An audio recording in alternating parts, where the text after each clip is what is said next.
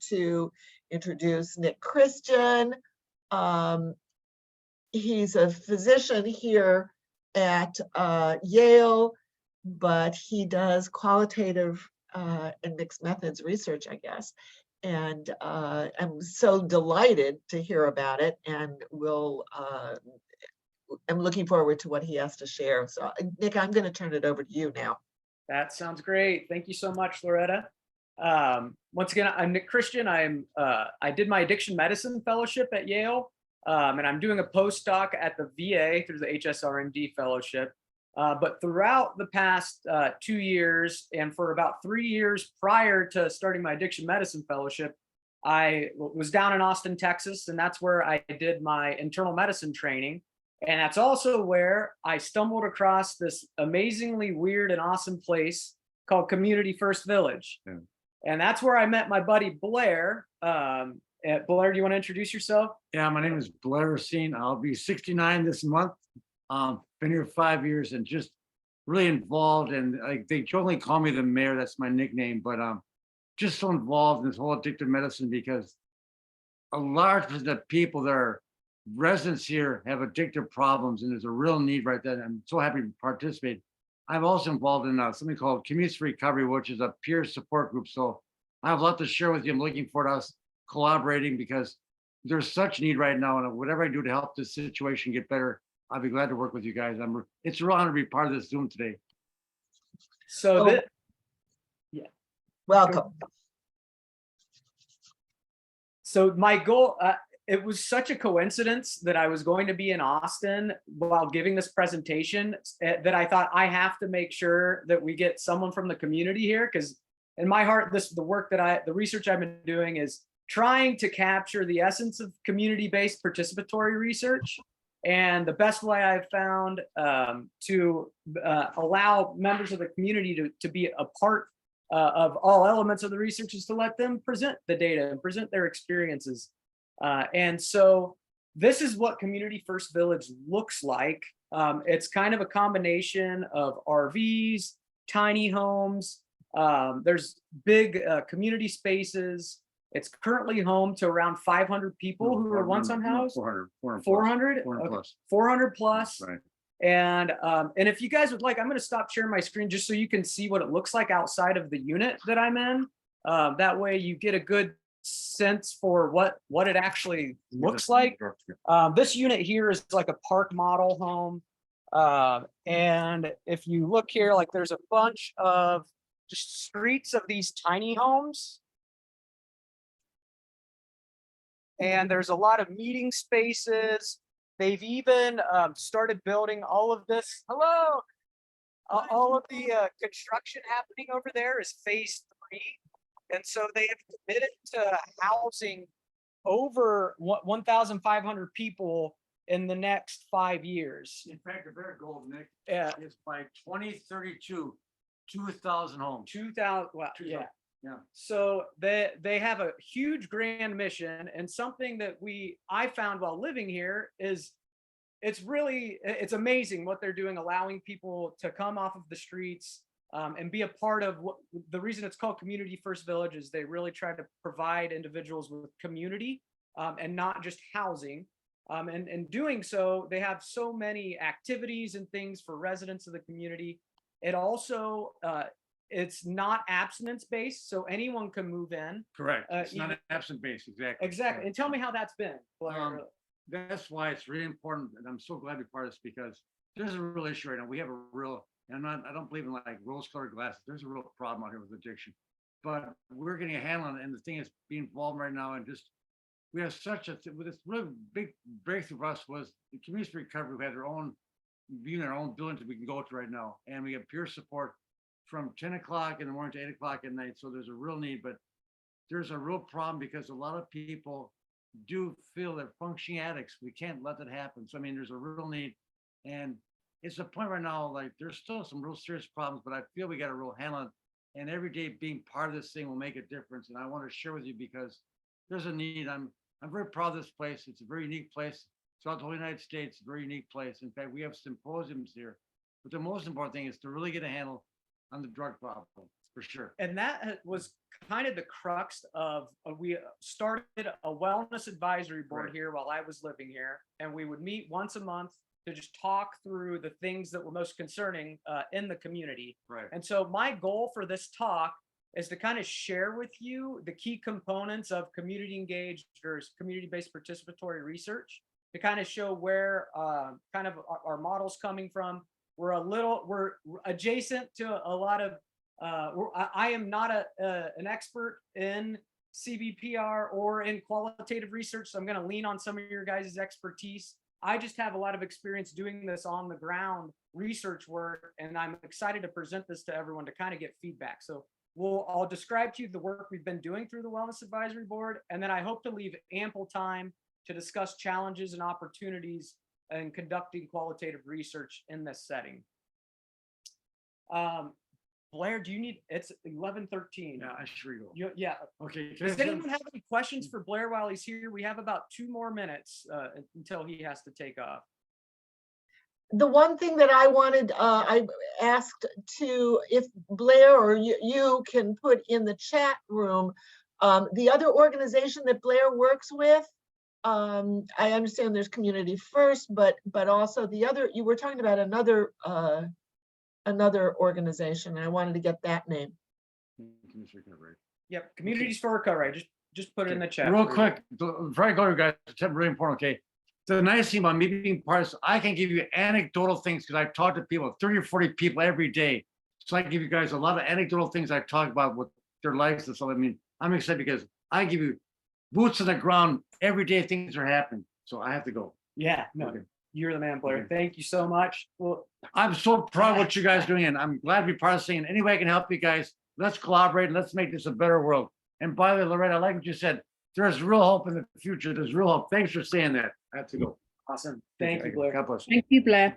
Yeah, you told me you're done. Yeah. So I just thought I would start by setting the framework of community engaged research, or CBPR. A lot of people, there's mass confusion in the field about what it exactly is. CBPR, how is it different from community engaged research?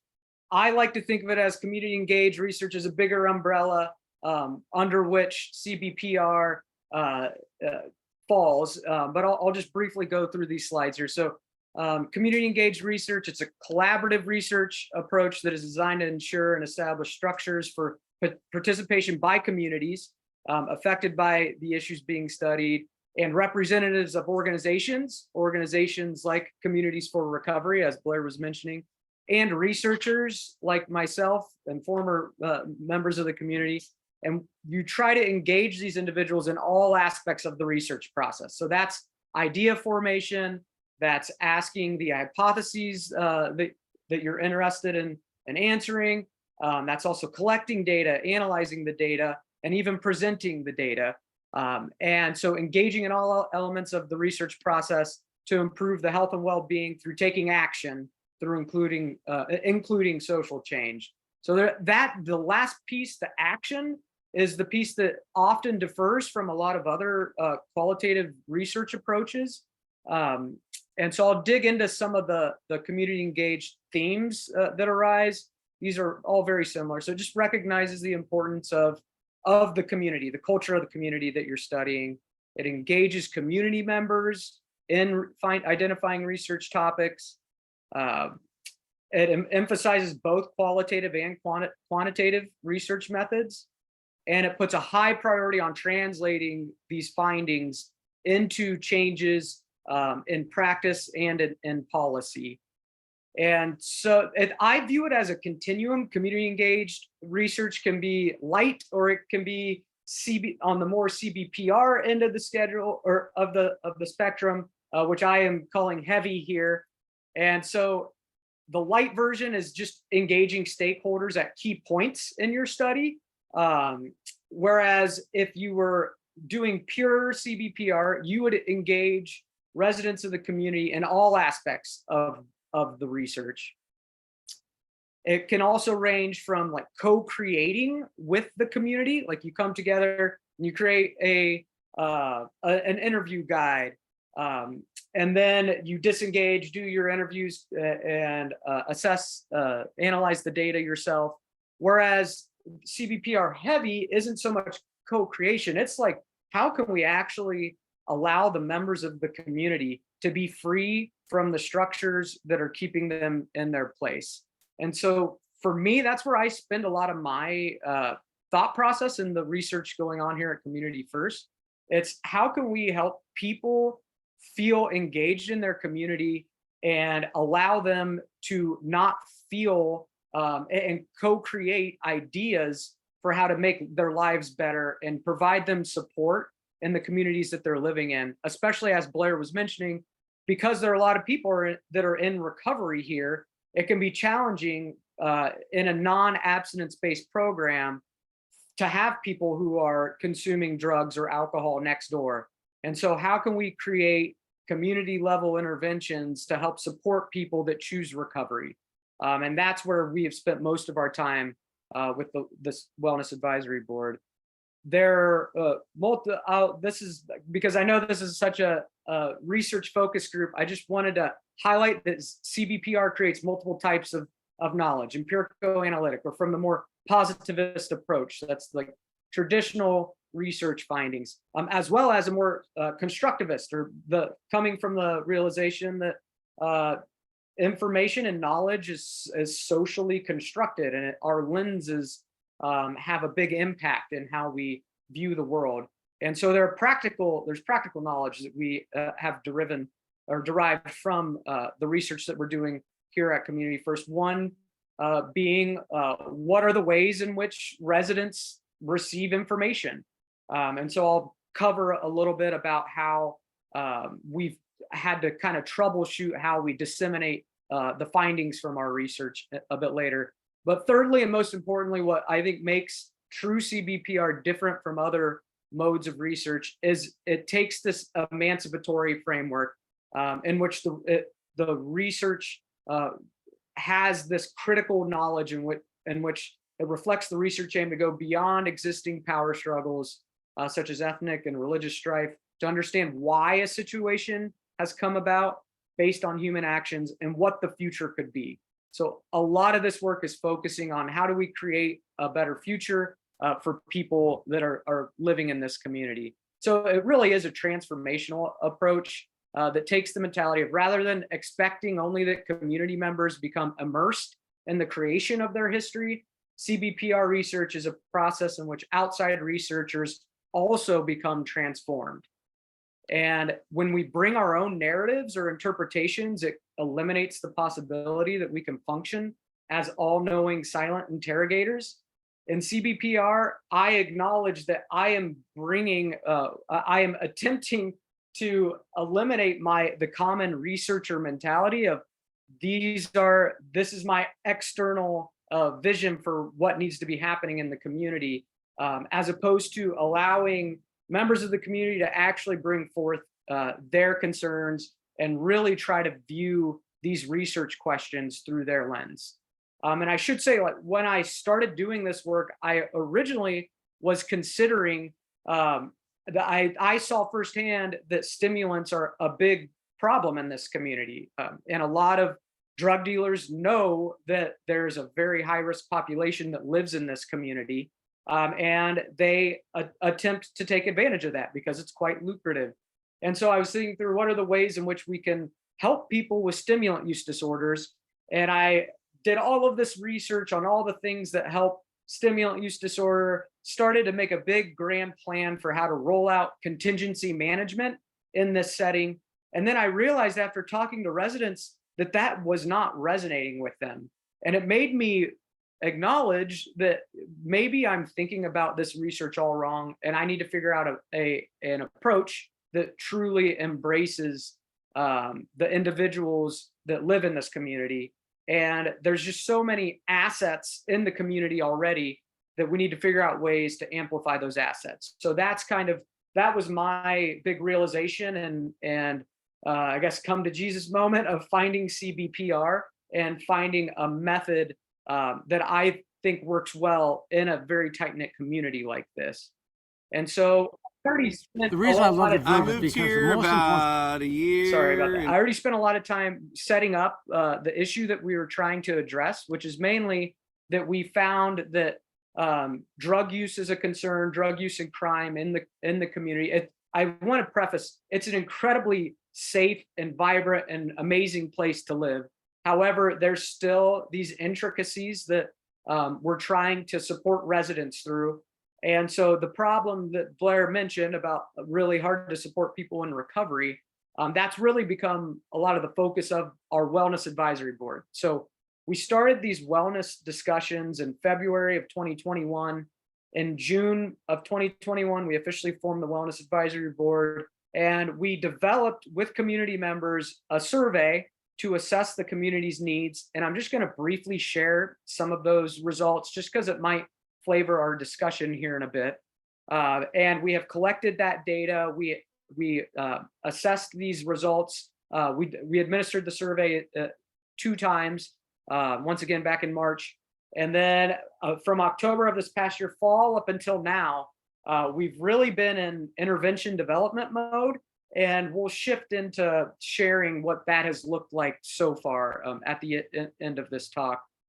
But our original plan was to conduct quarterly surveys in the community, which collects baseline demographics. The community was worried about capturing substance use rates. So myself and a couple of other researchers looked at all the different options, and we chose to use the ASSIST, which is a tool administered by the World Health Organization. And to spell that out for you, it's the Alcohol, Smoking, and Substance Involvement Screening Test. We chose it because it screens for multiple substances, and you can also trend severity over time, and it's really easy to administer. And so because you can trend severity over time, and we wanted to do these surveys multiple times, we were hoping to be able to track the interventions that we implement and see if they're actually having a difference in the community or not. And to understand if people feel supported in their recovery, we used what's called the BARC-10 to assess what we call recovery capital in the field, which is essentially all the tools on someone's tool belt to support them in their recovery. Things like having people to talk to in the community, being a part of a spiritual organization, or even just being connected to community organizations and having a social life, those sorts of things. And from studies, we've seen that scores greater than 47 on this tool, the BARC-10, shows predictive validity with sustained remission from substances. And so we were hoping to get a sense for whether or not people are scoring higher than 47 or not in the surveys. We also, I'll shift into talking about the qualitative data that we've been collecting, but just to share some of the more quantitative results, we collected 168 surveys, and 68% of the individuals are male, 32% were female. That's actually pretty reflective of Community First Village. Not only that, but pretty reflective of the population of people experiencing homelessness in Austin. 69% of individuals are white, 22% Black, 15% other, also pretty representative of the Austin community. And the average age of individuals here is 58. A lot of people don't really realize that the population of people experiencing homelessness is aging. And something that maybe the community didn't realize at first is that this, in a lot of ways, the homes here, I should have mentioned this, are permanent. Like, people can move into these, and as long as they're paying rent, they can stay here for the rest of their life. So in a lot of ways, this has become a retirement home for people who were once unhoused.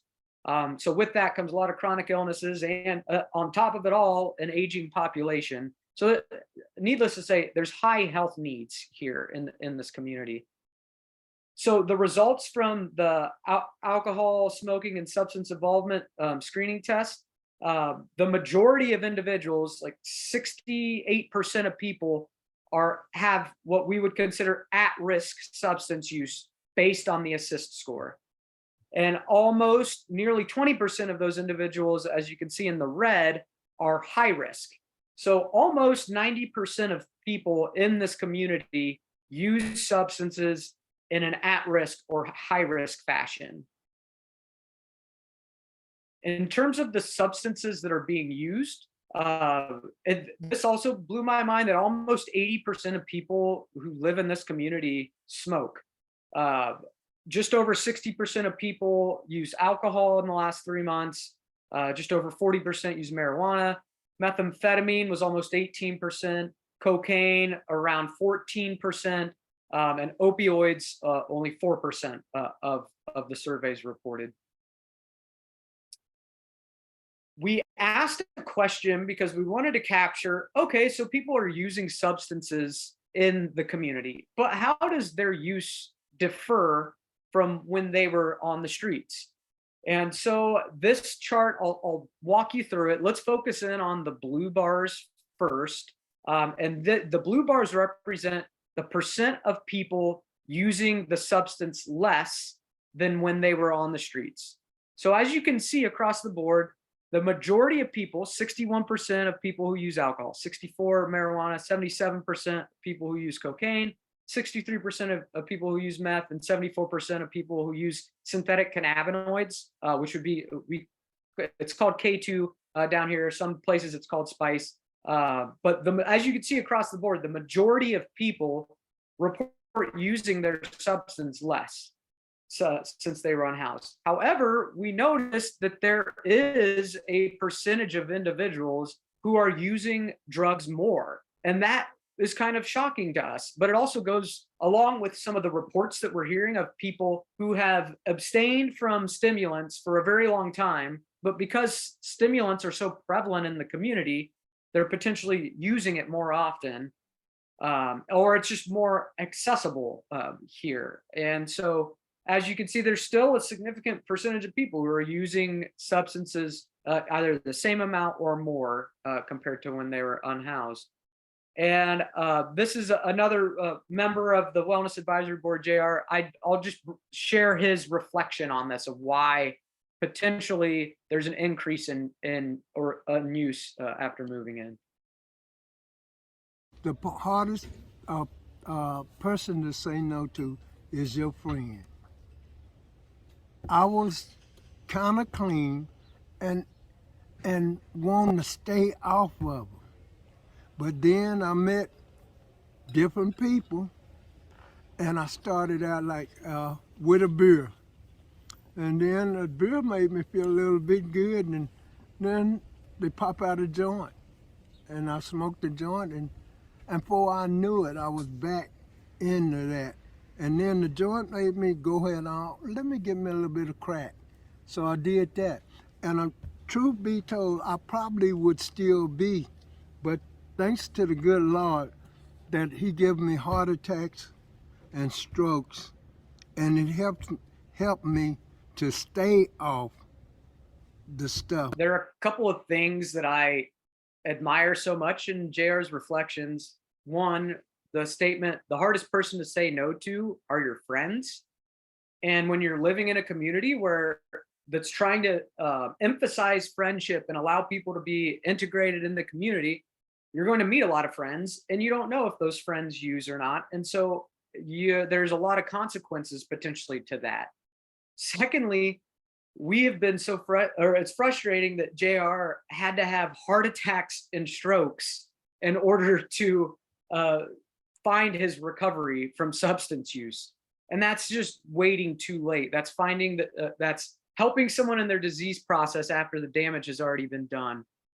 And so our goal with this project is to try to shift the lens earlier, to try to help support people earlier on when they're choosing recovery, to help prevent them from getting to the point where they have to be hospitalized with heart attacks and strokes. The hardest. And so another finding that we noted was the majority of people score really high on their assessment of recovery capital. So almost 75% of people scored greater than 47. And we actually hear that a lot from people. They feel like this community is very supportive. And so it's very interesting juxtaposing the support that people report along with some people are using more substances. And so I'll let Brian, another member of the board. I think there are many options out here if people want to get into recovery. And I try to advocate for that with people that I know might be drug addicts or struggling. Usually, they bring it up themselves, and I let them know about the options out here. There are lots of options out here. As Blair was mentioning in the beginning, Communities for Recovery, they're a peer support group based in Austin, and they have a grant in which they have peer recovery coaches who are on site almost 6 days a week, and they're accessible and they're doing outreach. There's also a mental health clinic here on site, as well as a primary care provider who sets up shop here 2 half days a week. There are options here. It's just, we found it's been really hard for people to know who to turn to.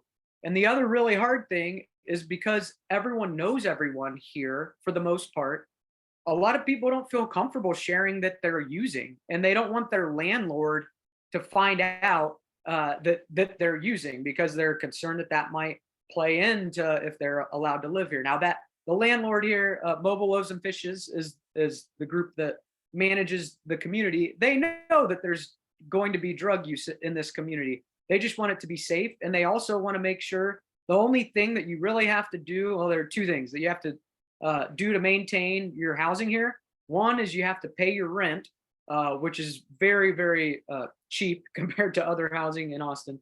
And 2, you have to respect others and their property. And so as long as people are doing that, they're allowed to remain here. And figuring out what are the other kind of support systems, that is something that has been a big focus of the Wellness Advisory Board, is how do we make sure that residents know about all the other supports that are already available, and how do we create new systems that allow us to support people in their recovery. And so we have been collecting a lot of qualitative data. As you can imagine, a lot of interviews, such as the videos that I've collected here, a lot of other one-on-one interviews and focus groups that have been purely focused on security in the community. One idea early on that we heard at one of our meetings, which, by the way, we open our Wellness Advisory Board meetings to anyone in the community. They're welcome to attend and to express whatever concerns they have, with the goal of letting people in the community address or vocalize what are the real research needs or the questions that we need to focus on. Security ended up being a really big one, and something that we've been playing with is how do we empower residents in the community to say something if they're worried about their neighbor who's dealing drugs, or worried about their neighbor who's using to the point where they're worried about their health. And so we've been toying with these ideas. And so we've hosted some focus groups specific to that intervention. We also collect or make sure that we document meeting minutes at every single meeting. We've been having these meetings for 2 years now. It was happening monthly, but over the past couple months, we've gone to having meetings 2 times a month. So we have a lot of data on what are the qualitative data around what are the things that people are talking about in these meetings, and what are the ideas that people have to make things better. And then lastly, I'll speak more about this in a bit, but an intervention that was developed is what we're calling this wellness hotline, which is essentially a phone line that residents can call to get a list, an operator, automated operator listing of all the resources available to members in the community, especially around recovery. And you can also press the number 3, and you can leave a voicemail about whatever is on your mind. And what members of the Wellness Advisory Board will be listening to those and figuring out how what to do about this information. And we're calling it our community improvement line, so that if people in the community have ideas for how to improve the community, they can call and we can get that information documented. So that's going to be another qualitative data source here in the future. like I said, all of this is untapped. We've been collecting this data and really mainly using it through rapid assessments in real time to present to the Wellness Advisory Board itself. However, we haven't used this data as either academic capital or even as just documented manuscripts or documented reports that really highlight what the work is that we've been doing. So this is where a bit later I would love to hear everyone's perspectives on how we can best analyze some of these qualitative data sources. As I mentioned, the next steps, we identified through our meetings that one of the best ways to get information out to all residents, because not everyone has a phone, is through a printed newsletter. And so this is our first ever Village Voice wellness newsletter that was just printed, and we're distributing it this weekend, and with the goal of having some outlet where when we have research findings, we can put it in this newsletter to share with members of the community so that they know that their interviews and that their attendance at these meetings matter, and we hear these concerns, and we're actually taking steps to improve these concerns, which to me, I think is a huge part of the emancipatory framework of community-based participatory research, holding yourself accountable to the community so that they know that what they're saying is being heard. And that alone, I have found to be very therapeutic for people who attend our meetings on a regular basis. It means so much that their voices are being heard, especially after coming from a life on the streets where their voice meant nothing to so many. There's been this huge concern on security. And so I already mentioned the wellness hotline. I have a video here of Blair to talk about the wellness hotline. He refers to it as the Google line here. And then the next steps were I just applied for a PCORI grant, an engagement award through them. And we're also looking at other local grants to help make this work sustainable. But I'll let Blair now talk to you a little bit about the wellness hotline. The two things I'm most excited about is that we talked about in one of the Wellness Advisory Board was we're going to have a Google phone where people can call a number anonymously and leave a message about a problem, and we can solve that problem without any retribution by the person who made a phone call. But the best part about it, 99% of people here are good people. We have a small percentage of people, and because we're going to work together and solve the problems, and we can, as a group, we can work together and solve it and make this the best place it could possibly be. There's a reason why people here call Blair the mayor. It's because he captures that community essence so well, and he truly is looking out for people. And I love what he said essentially summarizes what the Wellness Advisory Board is trying to do. Make this community the best place it can possibly be, and meeting people where they are currently to help them get to their vision of what a better future looks like. And so just to summarize what we found from kind of this, the more quantitative piece of the research, the majority of residents meet at-risk criteria for substance use despite high levels of recovery capital. Substance use has decreased after housing for the majority, but there is a small insignificant percent of people reporting an increase in use. And future efforts are focused on interventions to address the impact of substance use, mainly around social networks. As JR was saying, the hardest person to say no to is your friends. And so figuring out how we can manipulate people's social networks or try to infiltrate social networks with resources that support recovery. And so that concludes all the quantitative elements of the research. I just wanted to mention briefly some of the challenges we've had so far, and then shift into an open discussion. And I have some slides to kind of guide that discussion if needed around how we can best use the qualitative data that we've been collecting here. So some of the challenges, as we mentioned, there's just growing pains of this community. It's growing so fast and it's about to continue to grow. So figuring out how to provide security 24/7, figuring out what do we do about all of the ambulance runs that come out here because it's an aging, chronically ill population. How do we help people get the support that they need in their current home?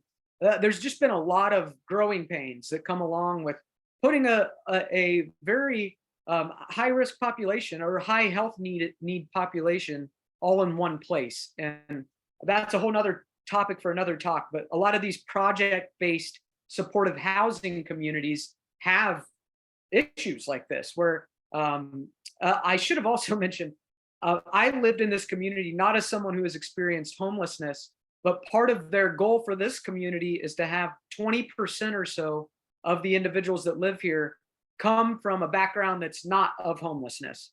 And so I essentially lived here just as a supportive neighbor. I wasn't a doctor. I just lived here to be people's friends. And part of their vision for that is to try to create avenues for social support outside of the streets. Anonymity is very challenging. And so that's been difficult, especially in hosting focus groups. When people come into these focus groups, they know each other. And so people riff off of each other. It's really easy for one comment to get sidetracked. And then all of a sudden, you're trying to settle a dispute among people in the focus groups as opposed to discussing the themes that you're hoping to discuss. This also has been a problem hosting AA meetings on site because there really is no anonymity. Everyone knows everyone. And so there are some challenges with conducting research in this setting.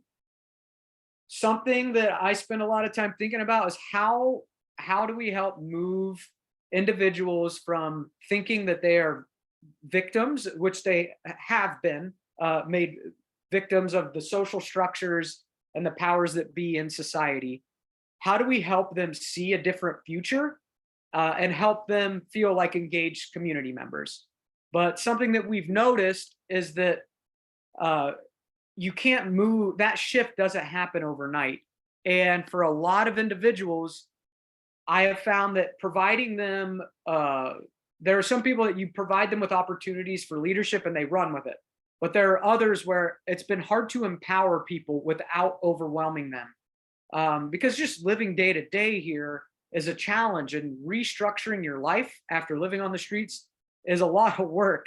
And so figuring out how you don't want to add more work on top of the work of restructuring your life. And so figuring out how to empower people without overwhelming them has been a huge challenge for us. Figuring out how to elevate the voices of people that are helpful as opposed to being semi-selective with, if there are people who are not intervention or solution oriented and are more focused on the problems. We want to hear all the problems of anyone who lives in this community.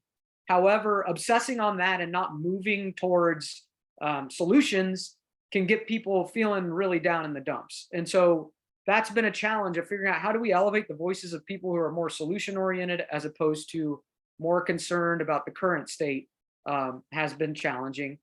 Figuring out how to disseminate information, already talked about this. We're super excited about our newsletter. And also like figuring out relinquishing control over the meetings has been really hard. As someone coming from a more research oriented mindset, it's really challenging to know how much of these meetings are is it okay for members of the community to run versus there's some things that just have to get done. We have to figure out which survey questions do we want to ask on the next round of surveys. We have to ask what focus group questions do we want to ask this weekend. And so there are challenges of trying to rein people in, giving them control, but also trying to rein in so that we get things accomplished that need accomplished. Also funding, this sort of work lives in a weird space where it's not, it's kind of qualitative, kind of quantitative. It's obviously it's mixed methods, but figuring out how to fund a community-based project like this has been tough, which I hope we can spend a little bit of time discussing potential options around that.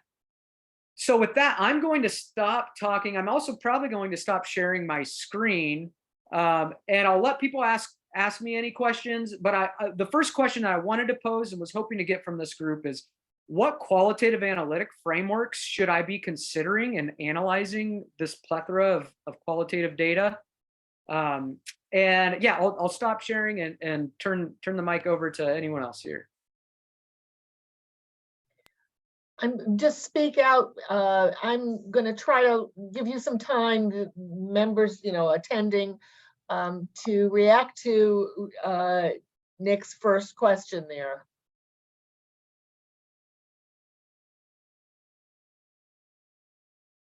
I can try, but so if I can just say something a little bit less related first. Hello, Amy.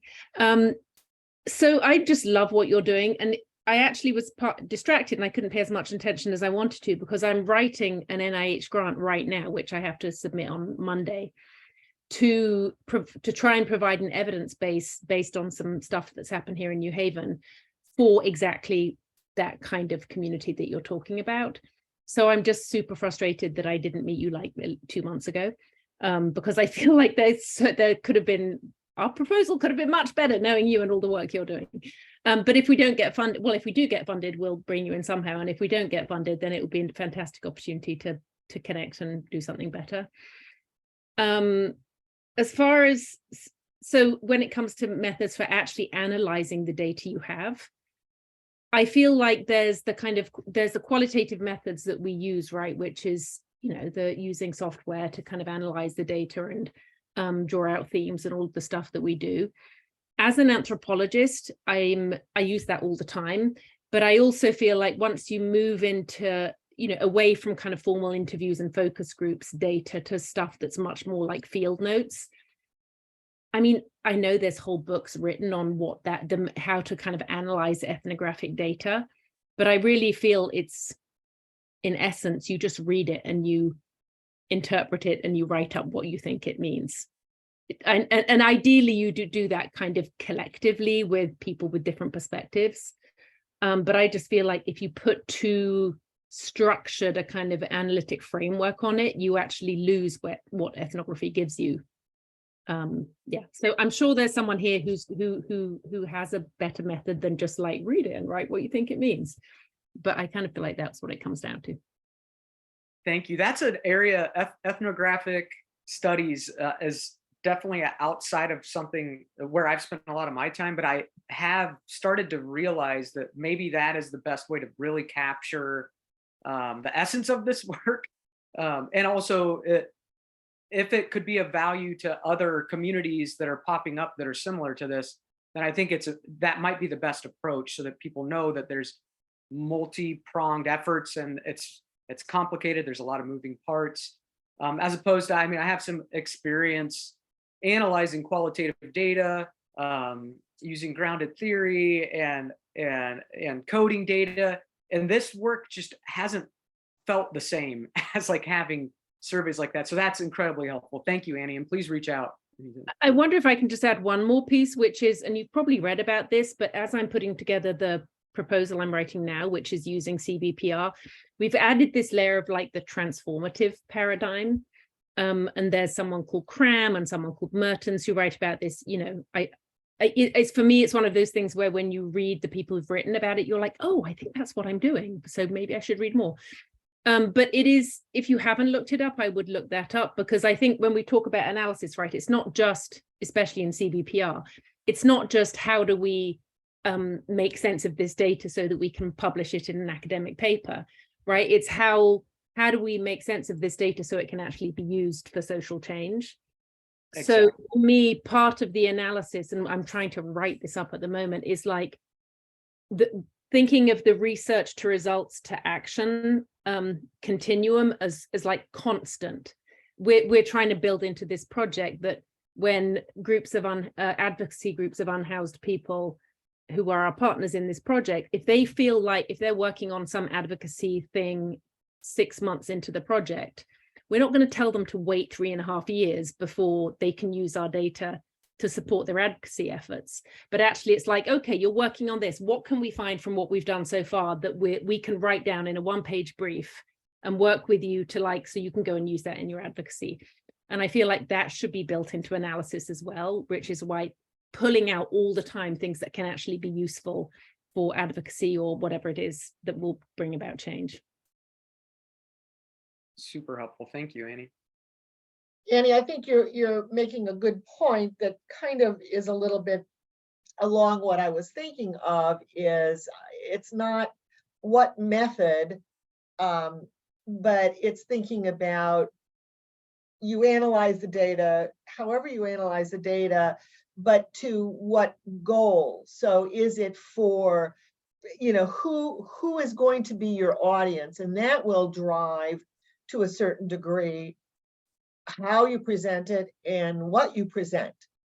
You don't necessarily, and I'd love to hear what other people feel about what I'm about to say, you don't necessarily have to present all you find out to everyone all the time. That there are things that are of greater salience to some groups or to some goal than to others. So that's my 2 cents. I'd love to hear from Meredith or Amy, Deanne. I mean, I think just to build on that, Loretta, this is an article by Deborah Tolman, who was my PhD dissertation chair, about sort of what qualitative research is in the policy arena and the difference between an anecdote, which is what is largely used to inform policy, and qualitative research. It's a great article. So like when we were recently testifying, Annie was there, at the, which she did a great job testifying at the legislature about IDs and about strip searches in carceral settings and different things. Person after person was bringing their lived experience and just sharing what happened to them. And frankly, some of their experiences were in federal prisons. We're talking about state prisons. Like, honestly, it was a little apples on oranges going on, but this is how we make. So I think that when we bring our qualitative data, and this is what Dr. Tolman argues, it is better, a little bit better than the anecdote, right? Because it has been collected in this way. So in the policy arena, it does elevate the dialogue when we can move a little bit beyond anecdote to qualitative data, even if it hasn't been entirely coded in a magical, perfect way and has some validity, whatever, right? You're still elevating it. And so that's what I would add. I'll put a link to the article in the chat. Oh, great. That's what I was just about to ask you. So thank you very much for that. The one thing that I would add to that, and I don't know if I can put the link in the chat. I'll have to look for it. But I have sent out, actually, I'll just send out Amy's, if I see it in the chat. Right now I can't see it. But if you send me the link, Amy, I will send out to the group the PDF of the 2 articles, because Sandalowski wrote an article way back when. I don't know if any of you have seen it or read it, about kind of, I call it the typology of qualitative research, where at one end it's just like anecdote, at the other end of the spectrum, because she's got it on a line basically, is a theory. And basically putting your qualitative research on that line at some level on that spectrum.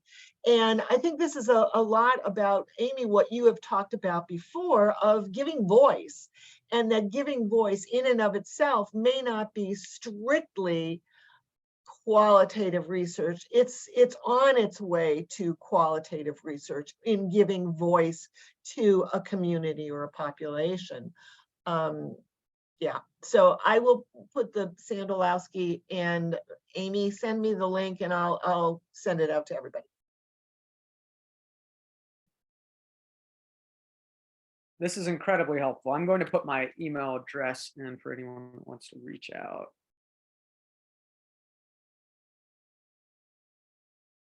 I had other questions. This is so helpful because I feel like I've been thinking through, I need my qualitative lens to get to my output.